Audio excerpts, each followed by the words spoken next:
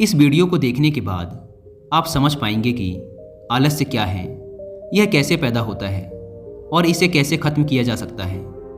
एक बार आलस्य से परेशान एक व्यक्ति गौतम बुद्ध के पास आता है और कहता है, बुद्ध, मेरे अंदर बहुत आलस्य है। मैं इस आलस्य की वजह से अपने जीवन में वो सब कुछ नहीं कर पा रहा जो मैं करना चाहता हूँ। इस आलस्य ने मुझे बहुत परेशान कर रखा है।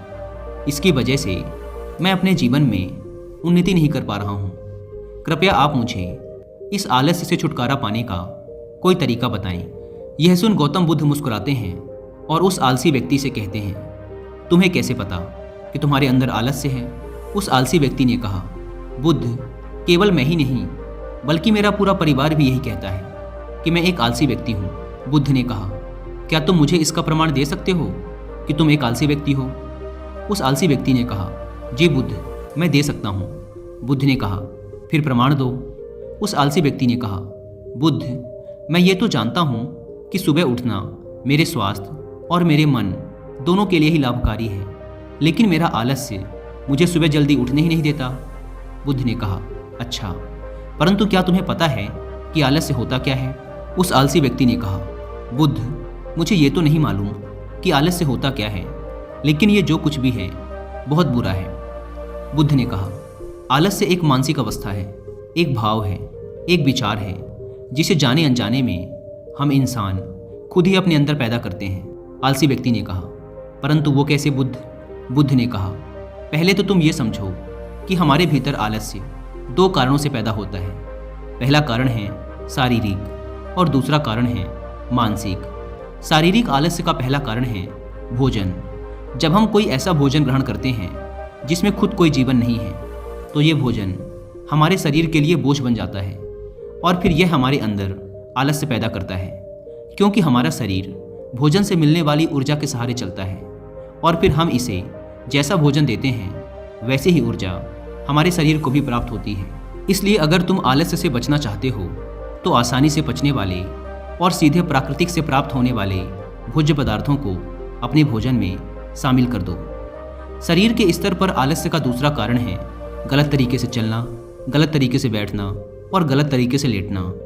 गौतम बुद्ध ने आश्रम के भिक्षुओं की तरफ इशारा करते हुए उस आलसी व्यक्ति से कहा, अगर तुम ध्यान से देखो तो तुम्हें आश्रम के इन भिक्षुओं के चलने, बैठने और लेटने की अवस्थाओं में एक विशेष प्रकार का संतुलन नजर आएगा।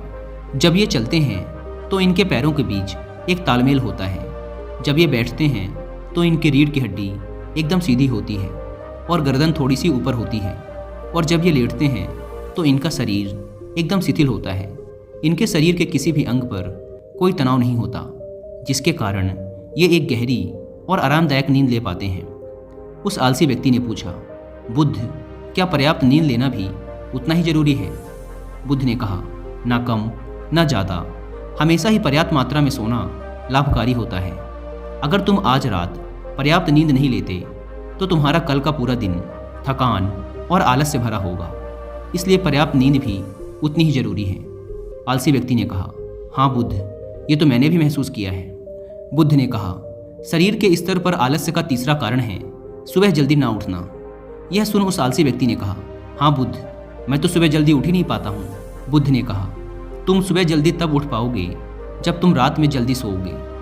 बुद्ध ने आश्रम के भिक्षुओं की तरफ इशारा करते हुए कहा, इन भिक्षुओं को देखो, इन्होंने रात्रि में अपने सोने का एक निश्चित समय निर्धारित कर रखा है और यही कारण है कि ये रोज प्रातःकाल जल्दी उठने में सक्षम हो पाते हैं। हर एक बौद्ध भिक्षु को अनुशासन का पालन करना होता है और यही अनुशासन इनके जीवन में संतुलन लाता है। कुछ लोग अनुशासन को एक बंधन समझते हैं। उन्हें लगता है कि अनुशासन उन्हें बांधता है, लेकिन सच्चाई ये है कि अनुशासन हमें बांधता नहीं बल्कि स्वतंत्र करता है।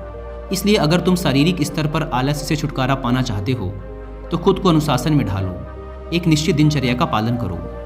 उस आलसी व्यक्ति ने कहा, लेकिन बुद्ध, शुरुआत कहाँ से करें? सही तरह का भोजन करने से, सही तरह से बैठने, लेटने और चलने से, या फिर सुबह जल्दी उठने से?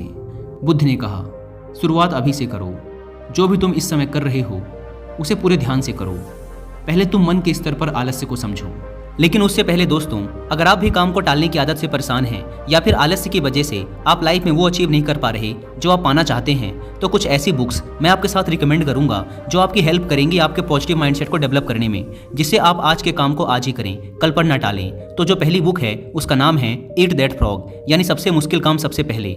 ब्रायन ट्रेसी द्वारा लिखी यह बुक आपको सिखाएगी कि अगर आप अपने दिन का सबसे मुश्किल काम सबसे पहले कर लेते हैं तो आपका बाकी का दिन बहुत अच्छे से गुजरता है। अगर आप सुबह जल्दी ना उठने की वजह से परेशान रहते हैं और आप सुबह जल्दी उठना चाहते हैं तो इस आदत को डेवलप करने में आपकी हेल्प करेगी रॉबिन शर्मा द्वारा लिखी यह बुक जिसका नाम है 5 AM क्लब। एक तीसरी बुक है जिसका नाम है द पावर ऑफ हैबिट। इस बुक को पढ़ने के बाद आपका माइंडसेट एकदम बदल जाएगा और आप जान पाएंगे कि आज के काम को आज ही करने की एक छोटी सी हैबिट आपके लाइफ को कितना आसान बना देगी। अगर आप चाहें तो इन तीनों ही बुक की हिंदी में बुक समरी भी सुन सकते हैं कुकू FM ऐप पर। कुकू FM इंडिया का leading and fastest growing audio book platform है, जहां पर आप एक बुक से भी कम की कीमत पर हजारों बुक्स को ऑडियो फॉर्मेट में सुन सकते हैं, वो भी अपनी मनपसंद लैंग्वेज में। नॉर्मली इसके 1 साल का सब्सक्रिप्शन पड़ता है 399 रुपीज़ का, लेकिन इस अम्बेडकर जयंती के अवसर पर कुकू FM के एनुअल सब्सक्रिप्शन पर 50% डिस्काउंट का ऑफर चल रहा है।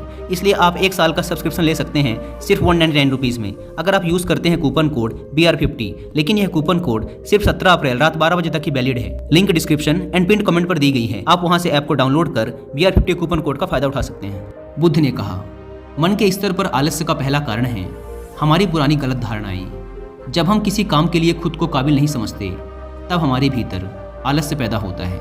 अगर हमारे मन ने यह विश्वास कर लिया कि पिछली बार की तरह इस बार भी मैं इस काम में असफल ही होऊंगा, तो उस काम को करने में हमें आलस्य आएगा।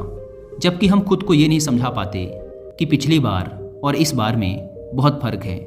अब हम मानसिक तौर पर वो नहीं हैं जो पहले थे। हमने पिछली हार से बहुत कुछ सीखा भी है। इसलिए मानसिक आलस्य से बचने के लिए सबसे पहले खुद पर विश्वास करना सीखो। मानसिक आलस्य का दूसरा कारण है छोटी सोच वाले और आलसी व्यक्तियों का साथ करना। कई बार ऐसा होता है कि हम खुद आलसी नहीं होते, लेकिन कुछ आलसी और कामचोर लोगों के साथ रहते रहते हम खुद भी आलसी और कामचोर बन जाते हैं। यह सुन उस आलसी व्यक्ति ने कहा, हाँ बुद्ध, ये तो मैंने भी महसूस किया है। बुद्ध ने कहा, तो सबसे पहले आलसी और कामचोर लोगों की संगति में रहना छोड़ो। बुद्ध ने आगे कहा, मानसिक आलस्य का तीसरा कारण है काम को टालने की आदत। काम को टालना आलस्य और मानसिक तनाव का सबसे बड़ा कारण है। शुरुआत में तो हमें पता नहीं चलता, लेकिन धीरे धीरे ये आदत हमारे अंदर घर कर जाती है और ये एक अकेली आदत ही किसी भी इंसान की ज़िंदगी बर्बाद करने के लिए काफ़ी है। इसलिए जो काम आज किया जा सकता है उसे कल पर कभी ना टालें। बुद्ध ने कहा, मानसिक आलस्य का चौथा कारण है लक्ष्य का स्पष्ट ना होना। मान लो तुम किसी बड़े से रेगिस्तान में फंस चुके हो और तुम्हें जोरों की प्यास लगी है, तब तुम क्या करोगे? उस आलसी व्यक्ति ने कहा, मैं पानी की तलाश करूंगा। मैं कोशिश करूंगा कि जल्द से जल्द रेगिस्तान के पास वाले गांव में पहुंच जाऊं। बुद्ध ने कहा, लेकिन अगर बहुत कोशिश करने के बाद भी तुम्हें पानी ना मिले तब? उस आदमी ने कहा, मैं तब भी प्रयास करता रहूंगा, क्योंकि मेरे पास और दूसरा कोई विकल्प ही नहीं होगा। गौतम बुद्ध ने मुस्कुराते हुए कहा, इंसान को आलस्य तभी घेरता है जब उसके पास कोई स्पष्ट लक्ष्य ना हो या फिर उसके समक्ष बहुत से विकल्प उपलब्ध हों। इसलिए लक्ष्य का निश्चित होना परम आवश्यक है। अगर तुम सुबह उठकर व्यायाम नहीं कर पा रहे हो तो उसका कारण तुम्हारी नज़र का स्पष्ट ना होना है। अभी तुम भविष्य में होने वाले रोगों और उन रोगों से होने वाली पीड़ा को स्पष्ट रूप से महसूस नहीं कर पा रहे हो। बुद्ध ने आगे कहा, मन के स्तर पर आलस्य का पांचवा कारण है किसी काम को करने की कोई बड़ी वजह ना होना। मान लो तुम बहुत से कीमती गहने लेकर एक सुनसान रास्ते से गुजर रहे हो। तुम चलते चलते बहुत थक चुके हो और तुम्हारा बैठने का मन कर रहा है और तुम एक बड़े से पेड़ के नीचे आराम करने के लिए बैठ जाते हो। तुम अभी बैठे ही थे कि तुमने देखा कि दूर से कुछ डाकू तुम्हारी तरफ भागे आ रहे हैं। तो क्या ऐसी परिस्थिति में भी तुम्हारा आलस्य तुम्हें भागने से रोक सकेगा? नहीं ना। तो मेरी एक बात को समझो, तुम्हारा आलस्य केवल तुम्हें उन्हीं कामों को करने से रोक सकता है जिन्हें करने की तुम्हारे पास कोई बड़ी वजह नहीं है। वह आलसी व्यक्ति कहता है, आपका बहुत बहुत धन्यवाद बुद्ध, आपसे मुझे आलस्य का सारा खेल समझ आ गया। गौतम बुद्ध कहते हैं, मेरी एक बात हमेशा याद रखना, जहाँ स्पष्टता है और काम को करने की कोई बड़ी वजह है, वहाँ आलस्य हो ही नहीं सकता।